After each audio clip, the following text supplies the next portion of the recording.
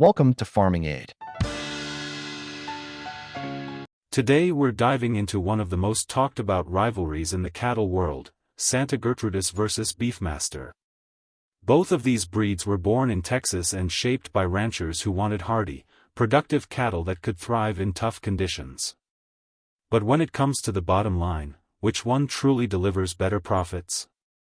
Santa Gertrudis are known for their heat tolerance and beef quality, while Beefmasters were developed with strict focus on fertility, growth, and overall efficiency. In this video, we'll break down how each breed performs in real ranching conditions, what makes them unique, and most importantly, which one might give you the strongest returns on your investment. The Santa Gertrudis breed traces its roots back to King Ranch in Texas during the early 20th century. It was developed by crossing Brahman cattle with shorthorn stock, resulting in a hardy animal that combined tropical adaptability with solid beef production qualities. This cross created cattle that could withstand heat, resist parasites, and still produce desirable carcasses with good marbling. Over time, Santa Gertrudis earned a reputation for being a pioneer among American composite breeds, setting the standard for what tropical beef cattle could achieve. Their signature deep cherry red coat and muscular build made them stand out, and their ability to adapt to hot, humid, and challenging climates gave them global recognition. Beefmaster cattle also have their beginnings on Texas ranches, developed in the mid-20th century by Tom Lassiter. The breed was built on a foundation of Brahman, Hereford, and Shorthorn genetics, with Lassiter applying strict selection principles based on what he called the 6 essentials: weight, conformation, milk production, fertility, hardiness, and disposition. Unlike breeds designed around visual standards, Beefmasters were developed purely for functionality and economic efficiency. The philosophy was simple. Only cattle that could reproduce under real ranching conditions, put on weight, and perform in tough environments would be kept in the gene pool. This practical approach created a versatile breed that could survive and thrive under diverse conditions, from arid ranges to subtropical pastures. When ranchers compare these two breeds for profitability, the first consideration is adaptability. Cattle that cannot handle the local climate or feed availability will cost more to maintain and deliver lower returns. Santa Gertrudis excel in hot, humid climates where insect pressure and heat stress can cripple other breeds. Their Brahman heritage equips them with natural resistance to ticks, flies, and internal parasites, while their shorthorn background contributes to meat quality. This makes them particularly attractive in tropical and subtropical regions, as they minimize losses tied to disease and stress. Beefmasters, on the other hand, demonstrate remarkable adaptability across a wider range of environments. They are equally capable in the dry plains, humid Gulf regions, and even areas with variable forage quality. Their balanced genetic background gives them a slightly broader adaptability footprint than Santa Gertrudis, meaning they can perform profitably in more diverse settings. Reproduction and fertility are critical economic drivers in cattle operations, and this is where Beefmasters often claim an edge. Since Lassiter's breeding philosophy put fertility at the forefront, Beefmasters are renowned for their ability to calve regularly, raise strong calves, and rebreed quickly under commercial ranching conditions. A cow that calves every year without fail ensures steady revenue for ranchers. Santa Gertrudis cattle are also recognized for solid maternal traits and good calving intervals, but their calving rates can sometimes be less consistent compared to the rigorously selected Beefmaster line. Over time, this difference can influence profit margins, especially for ranchers running large herds where even small percentage differences in calving rates add up to significant economic outcomes. Growth rates and weight gain are another dimension of profitability. Santa Gertrudis cattle tend to grow rapidly and produce calves that put on weight efficiently. They are known for good feed conversion, meaning they turn pasture or supplemental feed into pounds of beef with relative efficiency. Beefmasters also score highly in this area, often outperforming Santa Gertrudis in average daily gain under ranching conditions.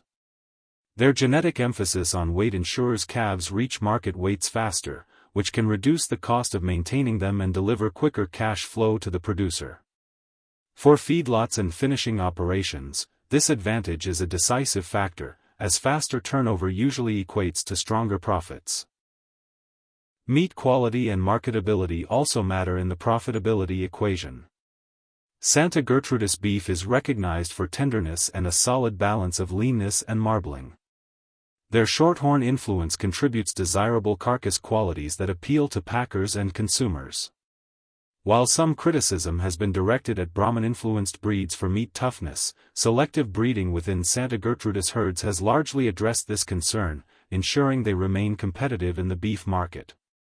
Beefmasters, while not always topping charts for marbling compared to purely British breeds, produce beef that balances tenderness, yield, and flavor. Their uniform carcass quality, combined with their reputation for efficiency, helps them maintain strong acceptance in commercial markets. Another aspect to weigh is maternal performance. Santa Gertrudis cows are dependable mothers with strong instincts and protective behavior. They tend to raise calves with vigor and have the ability to wean calves at competitive weights. Beefmaster cows, however, are widely praised for exceptional milk production, which translates directly into heavier weaning weights for calves. A calf that weighs more at weaning brings in higher revenue, and over the course of a cow's lifetime, this consistent advantage can accumulate into a meaningful profit difference. Ranchers often highlight this maternal edge as a decisive reason to invest in beefmasters. Longevity and durability are less flashy traits but essential to long-term profitability. Replacing cows frequently is a hidden cost that erodes margins. Santa Gertrudis cattle are long-lived, with many cows producing calves well into their teenage years. Their resilience to harsh climates reduces health-related culling, keeping them productive for longer. Beefmasters also demonstrate impressive longevity, often outlasting cows of more specialized breeds. Their ability to maintain productivity under stress and variable conditions reduces replacement costs, ensuring stability in herd economics. Between the two, this factor is relatively balanced, with both breeds contributing to long-term profitability through cow longevity. Disposition is another factor that indirectly affects profits. Handling cattle that are aggressive, flighty, or difficult can result in higher labor costs, injuries, and stress-related weight loss in the animals themselves. Santa Gertrudis cattle, while intelligent and alert, can sometimes be more spirited due to their Brahman influence. Proper handling techniques and acclimation reduce this challenge, but it remains something ranchers must manage. Beefmasters, selected with disposition as one of their 6 essentials, tend to be calmer and more manageable, which simplifies handling and reduces associated costs. For operations with limited labor or less experienced handlers, this trait can play into profit calculations. Looking at international appeal and demand, both breeds have carved out significant niches beyond the United States. Santa Gertrudis have been exported to Australia, South America, and Africa, where their heat tolerance and adaptability made them valuable to producers. They remain a symbol of pioneering American cattle genetics that can thrive in tropical ranching systems. Beefmasters, likewise, have gained global popularity, especially in regions where functional efficiency and fertility are paramount. Their reputation for delivering results under tough conditions makes them attractive in markets ranging from Mexico to South Africa. Global demand can influence prices for breeding stock, which in turn affects profitability for ranchers selling seed stock. Ultimately, the profitability of Santa Gertrudis versus Beefmasters depends heavily on the production goals and environment of the ranch.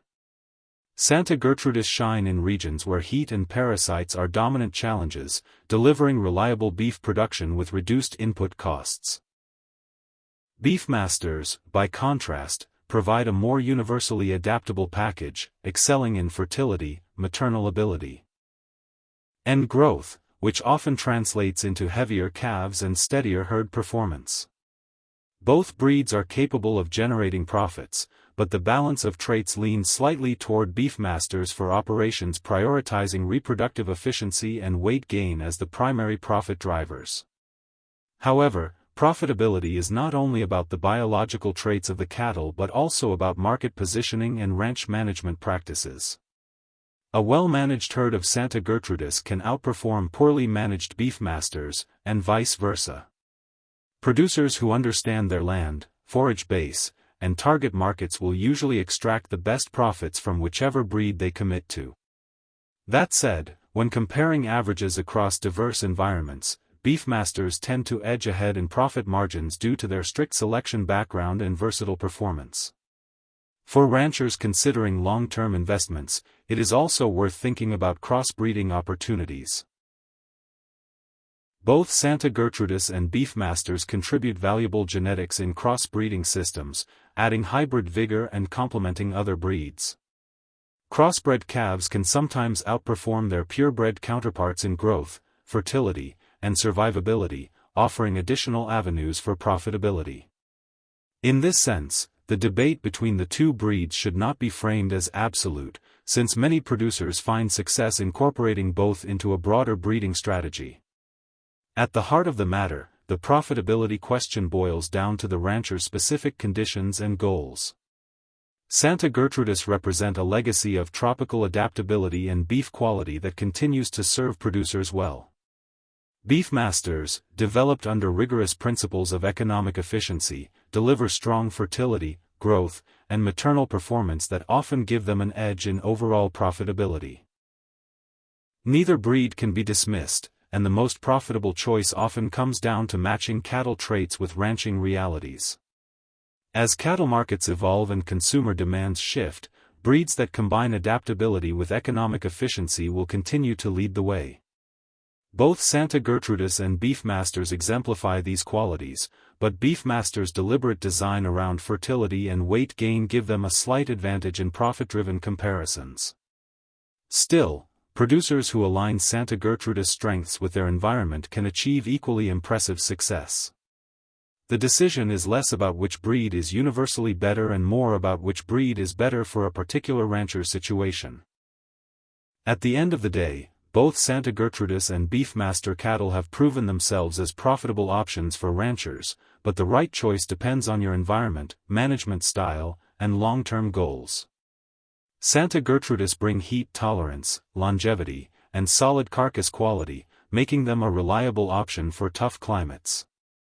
Beefmasters, on the other hand, shine with fertility, fast growth, and heavy weaning weights, which often give them an edge in overall herd profitability.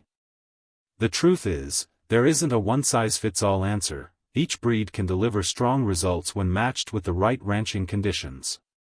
If you enjoyed this breakdown, make sure to like this video, drop a comment with your thoughts on which breed you prefer, and subscribe for more deep dives into the world of cattle and modern ranching.